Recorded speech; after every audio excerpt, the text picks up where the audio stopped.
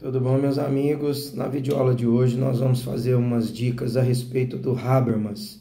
O Habermas também foi integrante da Escola de Frankfurt, portanto tem uma formação marxista. E o Habermas falou de alguns temas importantes que não dá para eu falar de todos eles aqui nessa videoaula, mas vou tentar sintetizar pelo menos 3 principais temas. O primeiro deles, ele vai denunciar o elitismo do movimento estudantil. Ele vai dizer que os movimentos estudantis, via de regra, ele vinha carregado de um conservadorismo tecnocrático. Estava atendendo aquele modelo de racionalidade técnico, oriundo ali do iluminismo. Então Habermas chamou muita atenção desse sentido, porque em algumas circunstâncias ele apontava que o movimento estudantil ele foi utilizado e ainda é utilizado como uma massa de manobra, uma forma de manipulação através dos interesses educacionais, provocar na juventude um comportamento simplesmente tecnocrático, um tanto quanto imbecilizado, como o próprio Habermas fala, no sentido de não abrir para o senso crítico e perceber que há também más intenções por detrás de alguns desses discursos. Um outro tema importante é que ele, assim como outros membros da Escola de Frankfurt, ele criticou a razão instrumental, que é exatamente aquela razão oriunda do iluminismo, em que o conhecimento e a razão foram simplesmente utilizados como forma de dominação.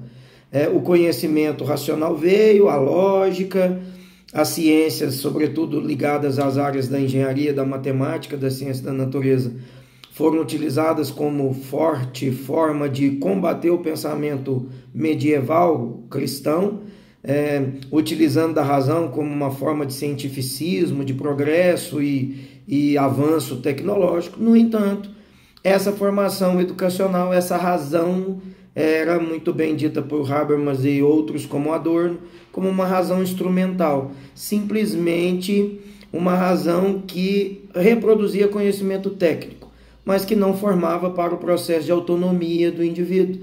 E por essa razão, então, o Habermas e outros membros da Escola de Frankfurt condenou essa razão instrumental, porque dizia que ela estava a serviço da dominação, a serviço da alienação, a serviço da manipulação. E muitos processos, então, foram seguidos dessa razão instrumental no sentido de criarem seres autômatos, seres mecânicos, seres sem alma, seres sem senso crítico, que simplesmente reproduziam conhecimento técnico como um robô, uma esteira que o Ford utilizou no seu modelo produtivo.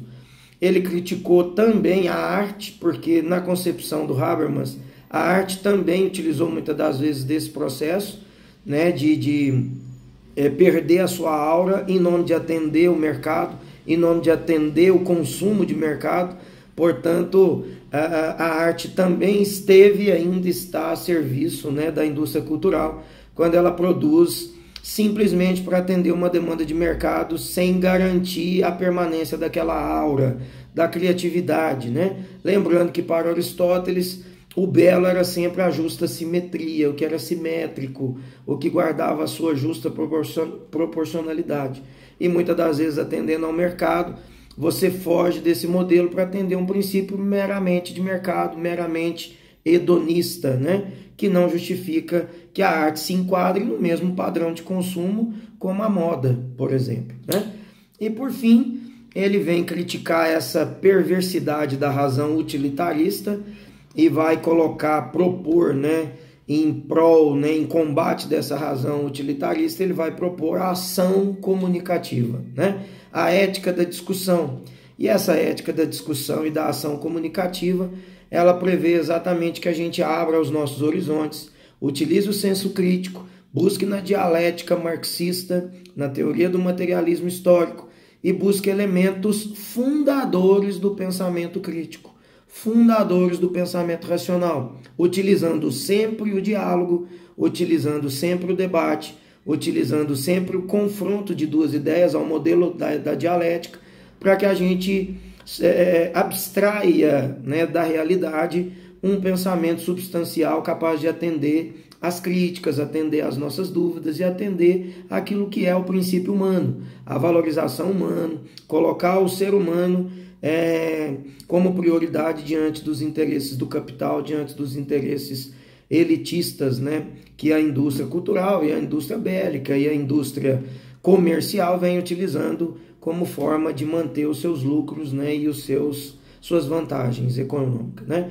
Então ele vai colocar que a ação comunicativa ela não é meramente de um interesse individual, mas coletivista. Ela põe o coletivo, ela sobrepõe o diálogo para que a gente encontre caminhos e respostas para os conflitos que essa sociedade precisa encontrar dialogando e não utilizando de uma maneira conservadora, mecânica e muitas das vezes violenta, tá certo?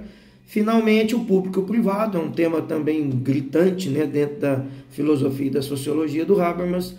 O Habermas vai dizer que nós temos uma grande dificuldade em estabelecer uma relação com o público e com o privado, né? Exatamente por conta do modelo de colonização ibérica.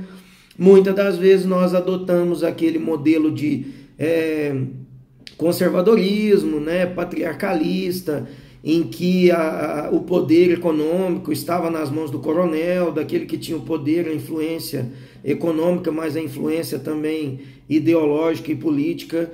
E em razão disso, formou-se um processo burocrático empregando pessoas a partir do seu modelo de clientelismo, do seu modelo de compadres, do seu modelo de atender às demandas, né, daqueles correligionários que estavam fazendo campanha e contribuindo para aquele candidato patriarcalista, né? E muitas das vezes nós acabamos confundindo a relação do público e do privado, de maneira que a gente utiliza o público como se fosse de ninguém, e é exatamente por não ser, entre aspas, de ninguém, que há uma facilidade para o processo de corrupção.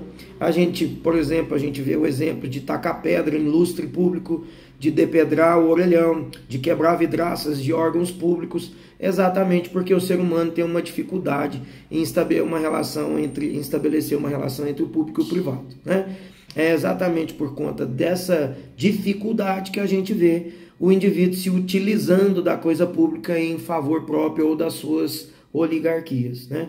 Isso é uma crítica também trazida pelo Habermas, né? Fica aí a dica para o Enem, para os vestibulares e para a nossa vida pessoal. O Habermas é muito interessante e principalmente os educadores podem buscar muito na teoria da ação comunicativa do Habermas elementos importantes para o seu trabalho social, coletivo e integrador do ser humano, tá certo?